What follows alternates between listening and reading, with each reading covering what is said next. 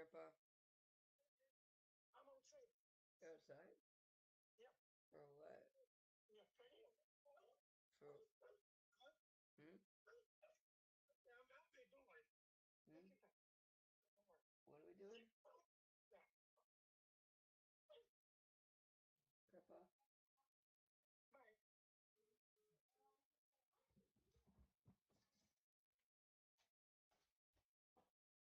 Hey, Dad, what's Grandpa outside for?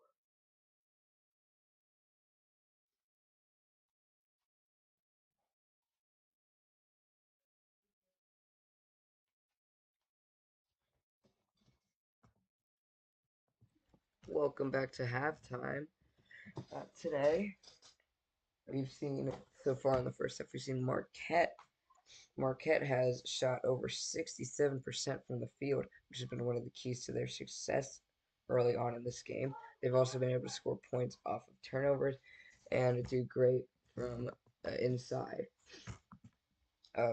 Color. Okay, hold on. I'm gonna text you something real quick.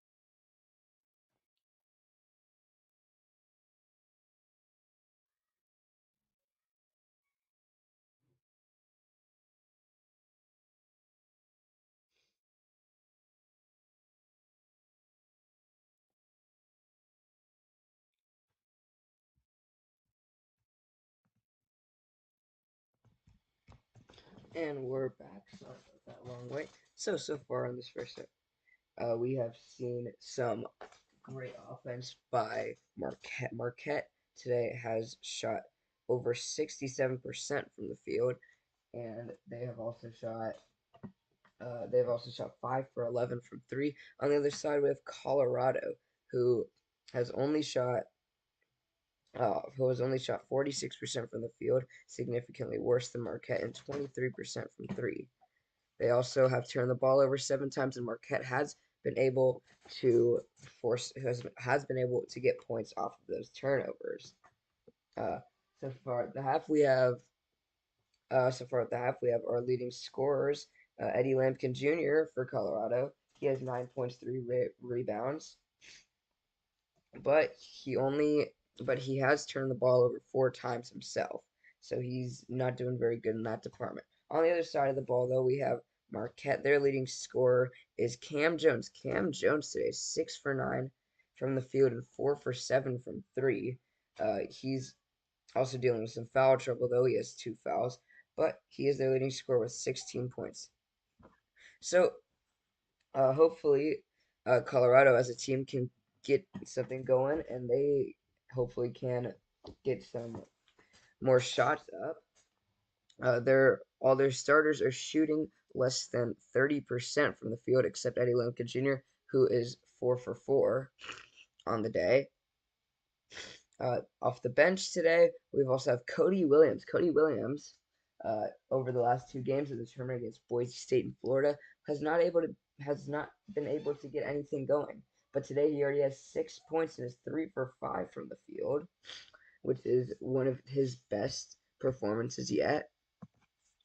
And hopefully he can do even better in the second half. He's a projected top 5 pick, and this he's projected top 5 pick in this year's draft as a freshman, and he however has not been able to get it going this tournament until today. Hopefully he can continue that success. But now that we've gotten that halftime out the way, let's look at some other games. Yesterday we had some pretty good games. We had Arizona versus Dayton. Dayton making that first round. They made the comeback in the first round against Nevada, 17 points in the last 5 minutes. An insane comeback for them, all just to lose against Arizona in the second round, though. We also had Gonzaga versus Kansas, one of the most looked forward to matchups. Gonzaga ended up blowing out Kansas, though, 89-68. We had UNC versus Michigan State. UNC won 85-69. UNC being probably one of the scariest teams in the tournament right now. They're coming in very hot. They beat Wagner and Michigan State already, and they have a big matchup coming up in the Sweet 16 against whoever they play. We don't quite know yet. There's still some games to be had. We have Washington State versus Iowa State.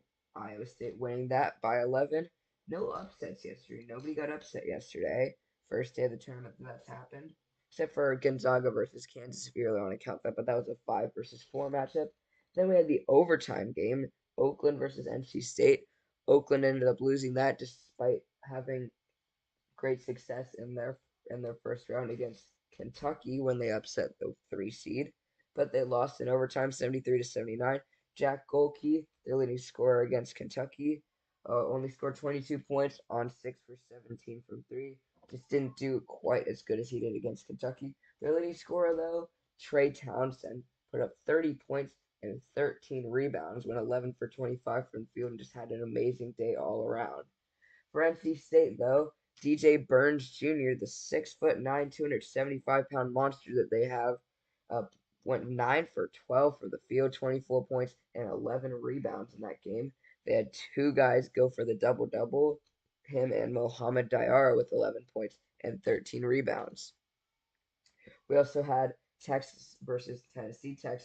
That one came down to the wire at the end. Tennessee ended up winning 62-58 against Texas, fueled by their leading scorer Dalton Nett. He put up 18 points and almost a double double with 9 rebounds. Both teams, though, did not shoot very well from the field. Both of them put up 50 plus shots. Texas going 36% from the field and Tennessee going 34%. Just a sloppy game. Tennessee also went 3 for 25 from three-pointers, one of the worst performances we've seen so far from three in the tournament. And they also turned the ball over. A sloppy game played by both teams, but Tennessee did come out on top. They turned the ball over 11 times. Texas turned it over 16 times, and Tennessee scored 15 points off of those turnovers. We also had Duquesne versus Illinois. Illinois beat the 11 seed. Duquesne upset BYU in the first round, but they couldn't get the upset on Illinois in the second round, 89-63 being the final score in that one. Then probably the most exciting game of the tournament, we had Creighton versus Oregon. That game went into double overtime. Creighton won 86-73. Oakland's wheels just fell off in the second overtime. Their leading scorer last night for Oregon was Jermaine Couisnard. He put up 32 points. And he also in the first round led Oregon to the win over South Carolina by putting up even more crazy numbers. In the first round, he ended up putting up 40 points. So far in the tournament, that man's put up 72 points. Just hasn't been enough though, as Oregon was eliminated against Creighton in double overtime. Creighton, three of their starters played the entire game, all 50 minutes of that double overtime game. That was the three people who did that were Ryan Kalkbrenner, Trey Alexander, and Baylor Shireman. All those players had 50 minutes, and they all of them scored 18, 19, and 20 each. Their other starter, though, Mason Miller. Mason Miller just didn't get anything going. He had 24 minutes and only 1 point and 1 rebound. Just not a great game for him. The bench of Creighton only scored 7 points total in that one. Oregon, on the other hand, two of their players accounted for 60 of their points. That was Jermaine Couisnard and Nefeli Dante. They still ended up losing. They couldn't get anybody else into the game. Nefeli Dante was almost became the third player in tournament history to have 30 points and 20 rebounds. He, however, only had 28 points and 20 rebounds. He was one shot shy of becoming the third player since 1976 to put up those types of numbers. 28 points and 20 rebounds.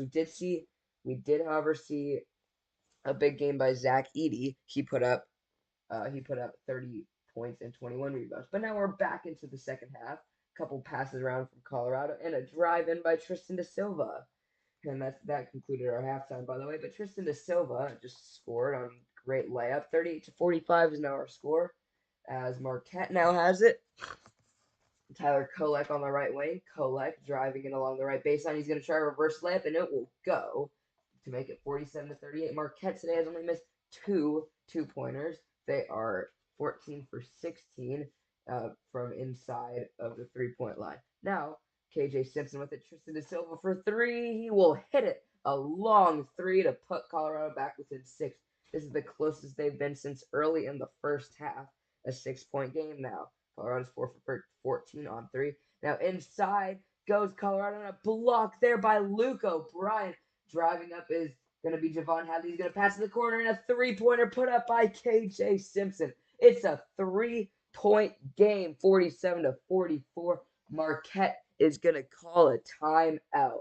What a huge series of events there from Colorado. They score 8. They're going to go on an 8-2 run to start off the second half, fueled by a huge block by Luke O'Brien to get it up to Javon Hadley and over to KJ Simpson for three. That's going to make this a 3-point game. This is the closest Colorado's been since the first 2 minutes of the game, I think. Colorado now trying to make the comeback. They've been down by around 10 for most of this game. They did get close at the end of the second half. They went on a run at the end of the second half, but it just wasn't enough to bring them close. Marquette, on the other hand, they've turned the ball over quite a bit today. Today, Marquette, they're losing the turnover game, which if you lose the turnover game, you could start losing the game in general. But Marquette today has turned the ball over, it looks like 7 times. Both teams turning it over 7 times. And Colorado has been able to force points off of those turnovers. They have 5 points off of the turnover. Colorado started off this game by turning the ball over more.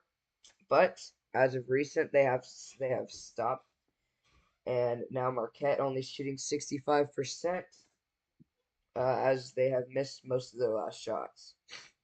They still, however, are shoot. They still, however, are 14 for 17 from two. They started off 12 for 12, and since then there are 2 for 5. But still, they're still doing good. If they can make some more shots coming out of this timeout, they can still pull ahead. Colorado, on the other hand, they're one of the worst teams turning the ball over in college basketball. They're bottom 100. They average 12.2 a game. Marquette, on the other hand, they're one of the best at not keeping the ball in their hands with only 9.9 a game, which is 30th in the country. And if they can keep that up, they can win this game. If they can only turn the ball over just maybe less than 3 times for the rest of this half, that would be the dream for them. But coming back with the ball, we will have Marquette. They will throw it in. They called the timeout after the huge three-pointer by KJ Simpson. KJ Simpson's really trying to get him back into this game. He's their second leading scorer. He has 10 points today. Their leading scorer, Eddie Lampkin Jr., has 11. But Eddie Lampkin Jr. today has 4 turnovers. He's made a couple bad passes and has received a couple, or has not been able to keep a couple passes that he's got. And he needs to turn that around if Colorado wants any shot of winning this game and upsetting the number 2 seeded Marquette. So Colorado this half they are 8-2. They are 10. They have gone on a 10-2 run going into the second half, and they are looking to knock off 2 seeded Marquette. Marquette went out in the second round last year too to Michigan State. They will inbound it though. Colorado pressing slightly. This one's going to be inbounded. It's the man. Looks like. Oh, sorry, I closed the live stream on accident. Didn't mean to do that. But now Marquette has it. Oso Iguodaro on the left baseline. Pass up top. This one to Chase Ross, and he will knock down a three to make it 50-44. Now dribbling up is KJ Simpson for Colorado. Marquette's now 7 for 15 from 3. Great statistic there. KJ Simpson now on the right wing. He will pass it up to Tristan da Silva up top. Tristan da Silva tried to get it to Luke O'Brien, but there just wasn't an opening. Now over to Hadley. Hadley on the right wing. Colorado's made their last 4 shots. Hadley now spinning, 9 to shoot. Up to Tristan da Silva. Da Silva had a huge 3 earlier, and so Silva will drive in and dunk it. Big drive there to put this back at a 4-point game. Dribbling up now is Tyler Kolek for Marquette. He will be under the basket. He's going to get forced to pass it. And a great shot there by Oso Iguodaro. Bakes it off of the backboard. Tyler Kolek was stuck in the corner, but he managed to get it to Iguodaro, who hit the shot. Now Simpson with it, passes to Hadley. Hadley will pump fake a 3, pass it to Da Silva on the left wing. Now over to Lampkin, and Lampkin Jr. will turn it over for the 5th time today. Now Marquette, Tyler Kolek driving for 3. This one is going to be David Shopland, but he's going to miss it. Marquette up by 6. Luke O'Brien with it on the right wing. Luke O'Brien will pick up his dribble, pass it up to KJ Simpson up top. KJ Simpson over to Javon Hadley. Hadley over to Lampkin Jr. Lampkin Jr. will get it knocked out. Another turn. Oh, but it's going to be out of bounds on Marquette. Just Lampkin Jr. has turned the ball over 5 times today and almost made it 6. He's still their leading scorer. He just hasn't been able to find his wheels with keeping the ball in his hands. KJ Simpson now with it up top. Simpson tries driving, turns, spins. He will travel, it looks like. And that will be another turnover for Colorado. Marquette now taking it up. That's Colorado's 9th turnover of the game. Marquette will now bring it up. Looking to score another point off the turnover. This one, Tyler Kolek to take it. Kolek trying to drive in, turn around, and he's going to lose the ball. Tristan da Silva on the steal, trying to drive in on the fast break. He will miss it, but offensive rebound, Javon Hadley. Hadley to Simpson up top for 3. He will hit it. It's a 3-point game again. Offensive rebound, Javon Hadley, and the assist to KJ Simpson up top. Now driving for Marquette, Tyler Kolek. He will miss it. Tries to go fast. Tristan da Silva on the offensive rebound. Da Silva now on the right wing. He will pass it alley-oop there to Lampkin Jr. and he will lose the ball, and it will be out on Marquette. and we will go into our first media time out of the half. So far, Lincoln Jr. not able to find his wheels. 5 turnovers for him and almost a sixth and seventh just in the last couple minutes. But Colorado trying to make this comeback. They're down 49-52 now. And they are trying to make this comeback. We are going to go into the commercial break, though. A lot of exciting basketball over the past minute. And hopefully we can get some more after this commercial break. Leading scorers on both sides. Colorado's leading scorers now KJ Simpson after he knocked down a huge three. He's 3 for 7 from beyond the arc. Marquette, on the other hand, their leading scorer is Ncaam Jones. Still, he hasn't gotten any playing time in this second half, though. He's got 16 points, rebounds, and an assist. And he is 6 for 10 shooting. Great mark for him.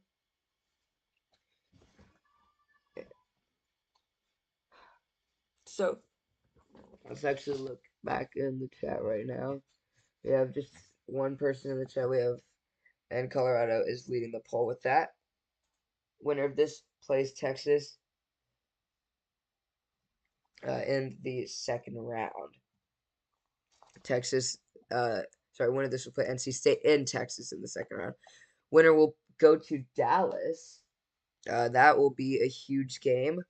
NC State being the 11 seed, and Colorado or Marquette. Colorado looking to make another upset. They've already made a couple upsets. They beat Florida, the 7 seed in the first round, 102-100, and they beat Boise State in round 1. Probably a while. What time? 15 minutes, 40 seconds left in the second half. What's wrong? Alright. I think, Mama. Do it. Actually, yeah. I'll just end it real quick. Oh, what just happened?